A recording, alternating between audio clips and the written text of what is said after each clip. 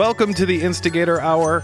My name is Ren Werner, and with us today is the one, the only, Katie Robinson, VP of Marketing for Elektra.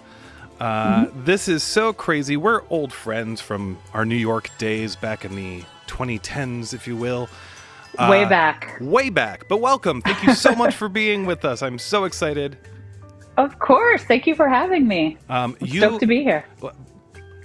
Pleasure is all ours, and we are truly honored because we've been talking in our little pre-interview about kind of my general thesis for this whole season of the Instigator Hour, which is kind of really diving headfirst into the rabbit hole of indie music marketing and really learning how to tackle that beast after being kind of an anti-marketing guy my whole life. Like, I kind of subscribe to the Bill Hicks thing where, you know, you just put $1 in everything and you ruin everything, you know? And it's like, that was kind of it aligned with my punk rock credo, so to speak, you know?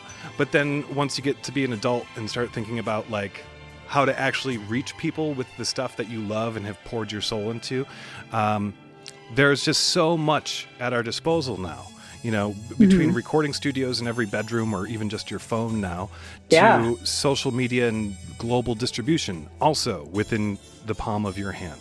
So as much as the landscape has changed for indie artists amongst that whole landscape, the same can be said for majors and how they've figured out how to pivot or work within. And it's just a fascinating topic. I am fascinated by it because I'm a total nerd. You're happy to geek out with me as well. But always.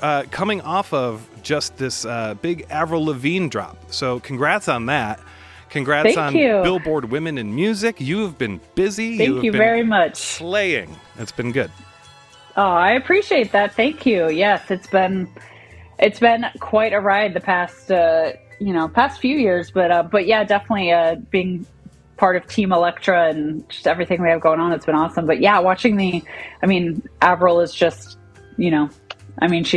she's a legend, and to get to work with her and Travis and the record she made is just front to back, just like a pop punk banger. It's so good. So yeah, it's been a crazy few years, but yes, thank you. And yeah, it's excited to be here, and there's nothing I like geeking out more about than music. So yeah, no. So again, thank you. But Avril record is amazing. That's probably a good jumping off point, because I think one of the biggest trends that I can see right now is what I would call hyper pop punk. It is, not pop punk like we grew up with. It is hyper pop punk, like the hyper pop of, say, what are they called? 100 Gex or 1000 Gex or whatever those guys are. Yep. And that's the vibe I got right off the bat with Cannonball, that first track on the Avril record.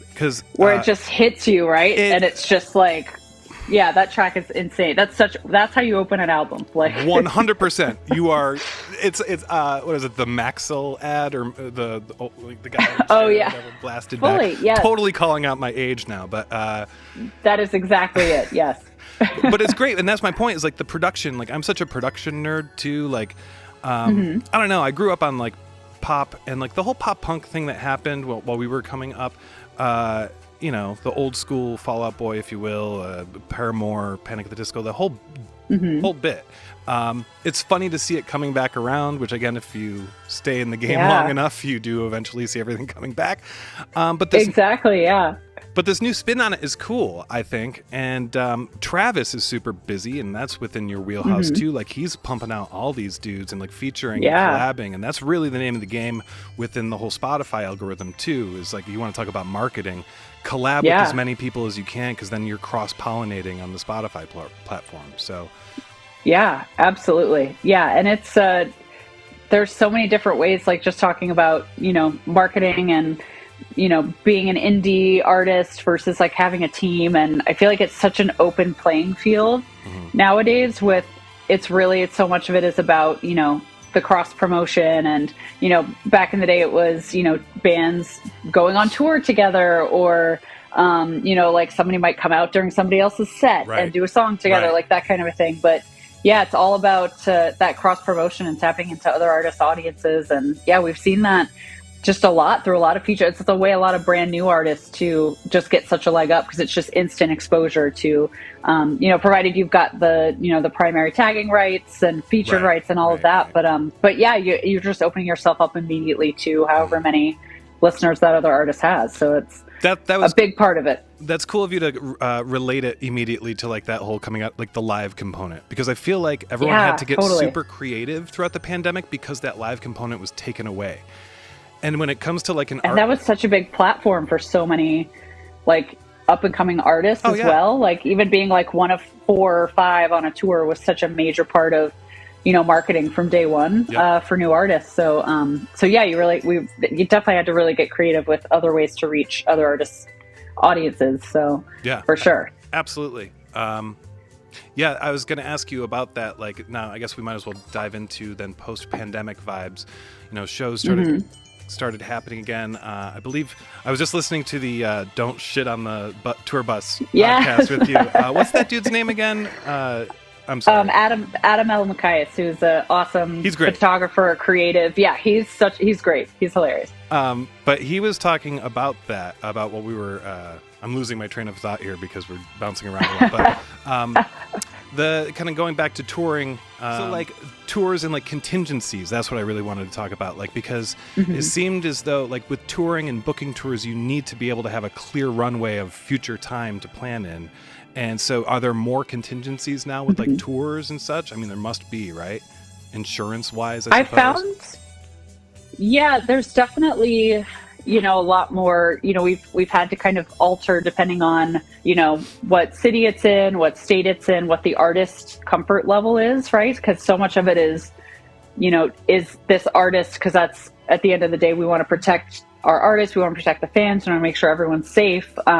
So a lot of it comes down to, you know, that as well. And if it's, you know, some artists are comfortable, you know, being out and being around fans and doing promo or meet and greets, and some want to, you know, kind of sit back a bit more depending on their own personal preference. So I think the biggest contingency of all on like marketing over the past few years, which has been so interesting for me, is just the realization that like everything is a contingency, if that makes sense. No, like, absolutely.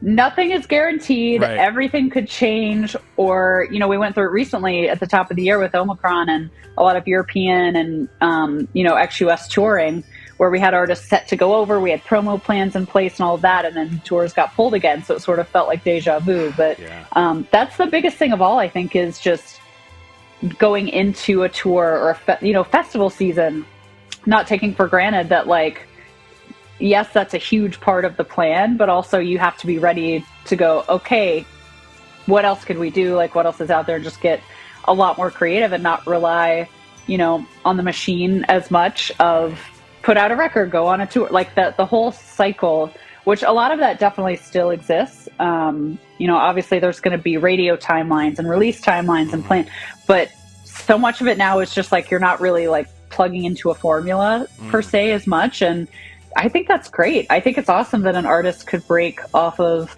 you know, a random TikTok sound. Like if you look at like what's happening with Gail and her hit that went to number one at pop radio, like, so I think that is, you know, again, like a much more open playing field where in a lot of ways, like as much as the power is in, you know, artists' hands to create their art and fans, but a lot of times it's following what people are actually already reacting to versus like, you know, crafting and presenting and inserting something, you know, and hoping it works, versus like really being able to dig into, you know, what people want and being able to, I feel like, the biggest difference now, and I think during the pandemic, we really, and again, it's still going on, but, you know, we really had to dive into how do we use the data that we have and use that more to kind of feed what we're doing and how are people consuming things and when, and, you know, all of that. So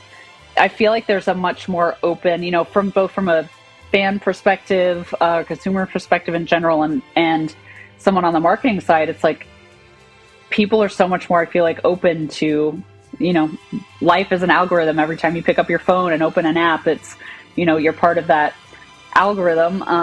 But yeah, I think it's really realizing how to tap into that while also remaining like fresh and creative and doing something that people are going to respond to. Because at the end of the day, it's still about, is this music going to react with people? Does it mean something to people? Like, and that is, at the end of the day, that's something you can't you can't program, you know? Perfect segue, because that is exactly it. Like the TikTok thing is kind of the anti-algorithm, if you will. It's a totally different kind of discovery method than any other social media, which is why you have breakouts. The indie artist that I was thinking of I guess it wouldn't be as big radio like Gal, but Dury, this indie band from Minnesota. I don't know if you've heard of them, but I've been following them. I haven't yet. Same deal. It's like this like TikTok blow up. And from there, then they're jumping around, touring, and doing like it's incredible to me how level the playing field has gotten in the past 2 years. The pandemic being this accelerant on anything that was evolving, like you must adapt to survive, and that's totally kind of a blanket statement across most industry. But yeah, that's great. And referencing Adam's podcast again, what I was thinking of when I brought that up was your story about the first show post-pandemic was it the 21 Pilots show? Was that the release or no? So the 21 Pilots live stream that we did. That's right. Yes, so that was May 21st. Oh, but yeah, so there was that, which was just a whole other out-of-body, otherworldly experience because, here's this band who the world over sells out arenas, stadiums, and here I am watching them perform their new album in an empty arena that's been built out as this magnificent like movie set, almost like little Broadway shows happening. So that for me was such a I will never ever forget that experience of being in Columbus, Ohio, looking around, like imagining what it would be like with all the fans there, but also the hope of knowing that we were gonna get back there someday. And yeah, the next time I saw them live was again in Columbus, Ohio.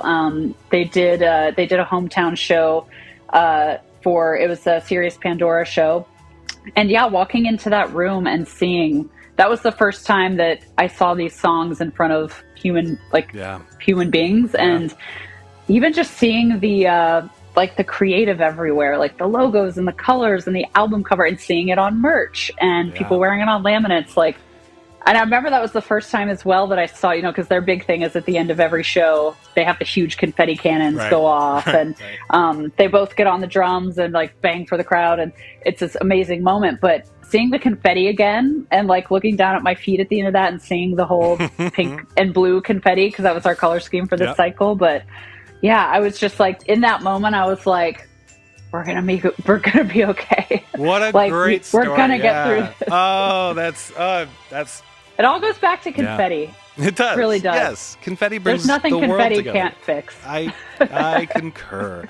Well, on that note, let's listen to Shy Away, and when we come back, let's talk about the aesthetics and kind of the overall art direction and how you do plan a release with a band or artist. And yeah, absolutely. This has been great. Here we go. Here's 21 Pilots.